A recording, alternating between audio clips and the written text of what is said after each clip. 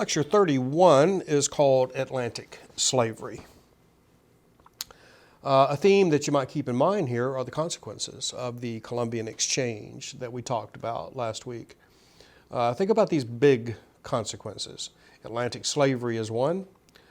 European imperialism is another, and we'll talk about imperialism in our next lecture.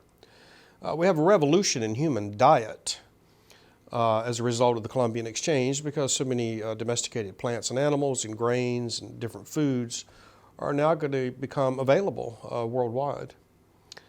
Of course, we have the destruction of the people of the Western Hemisphere. The indigenous people of the Americas had no immunity to these European diseases, and they died in great numbers following Columbus. Another consequence of the Columbian exchange, triangular trade. Think of the triangle: West African labor in the form of slaves, New World commodities in the form of cotton, sugar, tobacco, indigo, rice, and then European manufactured goods. This creates a circuit of trade in the Atlantic basin, linking the New World to Africa to Europe. Eurocentric, this topic? Well, not really, not when you consider the impact of American products on the world market. We mentioned silver the last time. Silver floods into India and China as Europeans finally have a way to pay for these luxury goods, the spices, porcelain, and silk, and so on and so forth. Think about the impact of sugar, New World sugar on the world market. Think about potatoes. Potatoes are indigenous to the Andes, high in calories, easily stored. Corn, a major player in this diet revolution. Of course, tobacco, beginning as a luxury product and then slowly but surely becoming available to everyone. Chocolate, vanilla, peppers. Remember that a lot of these commodities are produced by African slaves.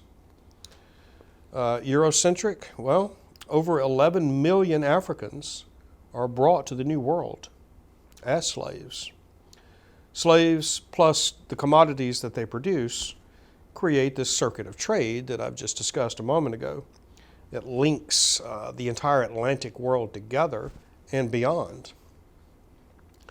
A little background here. For centuries, the winds and the currents off the West African coast had kept foreigners from approaching African societies. Atlantic trade was not essential for Africans who were largely self-sufficient.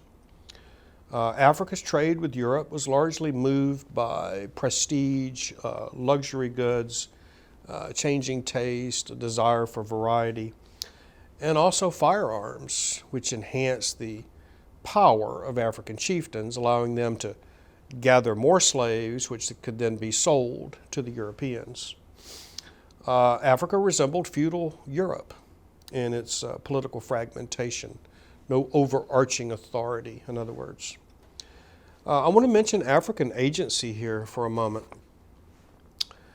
Slaves obviously leave very little documentation that reflects their point of view. This tends to leave them silent, passive, helpless in historical accounts. And this is wrong-headed, it's simply incorrect.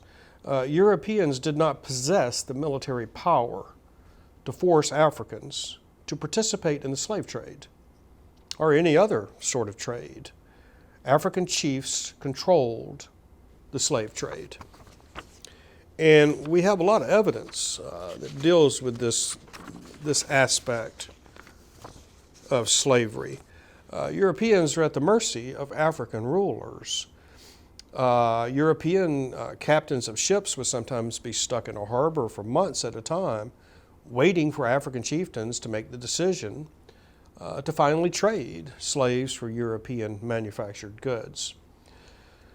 These facts tend to complicate a story that's previously been rendered as simply European brutality and African victimhood. It's not that simple. Again, Africans exercise a great deal of agency, the will and the capacity to act. A couple of useful categories to keep in mind while we talk about slavery. We have slave societies. And then we have what historians call societies with slaves. Slave societies are those where slavery is fundamental. It is the laboring force. A slave society would collapse without slaves. Think of the Old South here in the United States before the war, before the Civil War. That was a slave society where slavery is essential. Now, societies with slaves is different. Here, slavery is not essential. Slaves are merely one component of the labor market. You could take slaves out of a society with slaves and nobody would miss them except perhaps their owners. An example, well, West African societies are generally societies with slaves. The American North before the Civil War, a society with slaves. They're not essential.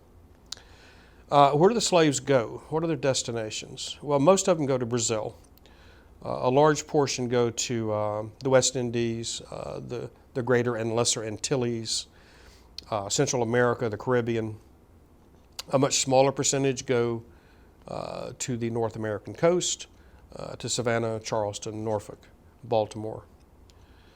You can look at the map here of slave destinations, and you can see the great percentage that go to the West Indies and Brazil, and ask yourself the question, why? Well, these slaves here in Brazil and the West Indies are producing sugar. This is a labor-intensive crop. This is a tropical climate. It's a dangerous commodity to produce. You got men hacking away with machetes, and people are going to lose appendages hacking away in sugarcane fields. Sugarcane is tough, and it takes a lot of work to produce it. So slaves die in great numbers in Brazil and the West Indies, and have to constantly be, their numbers have to constantly be replenished by bringing in more slaves. Just a word here about African slavery. I alluded to this a moment ago. Slavery was traditional and widespread in Africa, independent of any European involvement. African conceptions of private ownership differed from that of the Europeans. For Africans, slaves were the only form of private, revenue-producing property recognized by law. Ownership of land, on the other hand, was communal. Ownership of human beings was private. Slaves were a source of wealth for Africans. Think of polygamy. The man with the most wives has great status among his peers, just as a man with many slaves. Now, another basic question, why Africans? Why are Africans, the population, destined for slavery? Let's look at some of these factors. Number one, there's an unlimited number, or at least appears to be, an unlimited number of Africans available. The indigenous people of the Western Hemisphere were killed off either through disease or through violence and brutality. So you have to have another population to take their place as workers. The African slave trade already exists. Like I said before, slavery in Africa is traditional. It's been going on for centuries.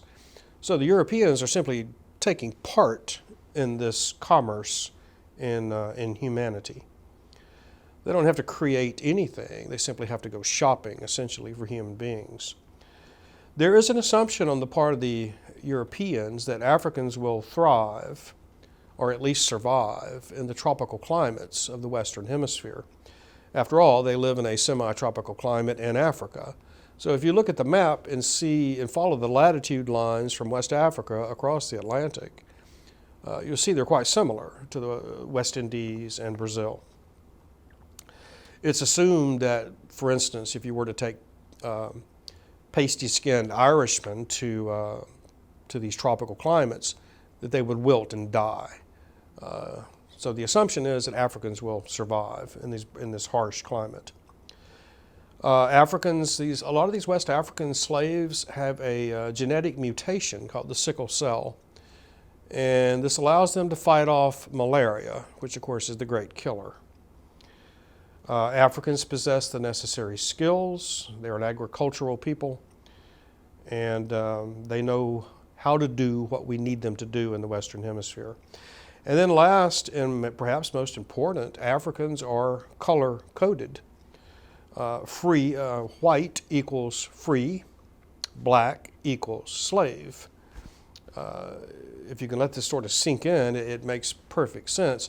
If we were to use Irish as slaves, an Irishman could dress up and look like us, right? And walk down the street and appear to be a free person. Africans can't do that. Their skin color codes them as slaves. Just a brief word here about the Middle Passage. This is the sea route between West Africa and the New World. Here we see human beings, Africans, reduced to labor commodities. This is a good example of what we call the historical other. You often see this in quotation marks. The other are those people who are not like us. They may not have the same skin color, worship the same God, read the same literature, speak the same language. National origins may be different. So Africans are a good example of what we're capable of dealing with fellow human beings. This Middle Passage, of course, can last a month or 6 weeks, depending on the currents and the wind. And you have Africans shackled below the decks of these ships. Of course, there's seasickness, human waste, disease. Some of these slave women are pregnant and are giving birth aboard ship. You have suicides because of the brutality. There's an excellent film by Steven Spielberg. It's called Amistad. It's a story of a slave ship. And there, in the center of this film is a depiction of the Middle Passage, and it's worth watching. Think about the slave ship during the Middle Passage. Think about how the white crew attempt to maintain control, crowd control. The slaves are shackled to the decks, obviously. There's arbitrary violence to intimidate the slaves. There's rape, which can be witnessed by all. Again, it tends to intimidate both the men and the women who are helpless to stop it. We can distribute rations in such a way to keep the slaves fighting among themselves for food, as opposed to conspiring with each other to take over our ship.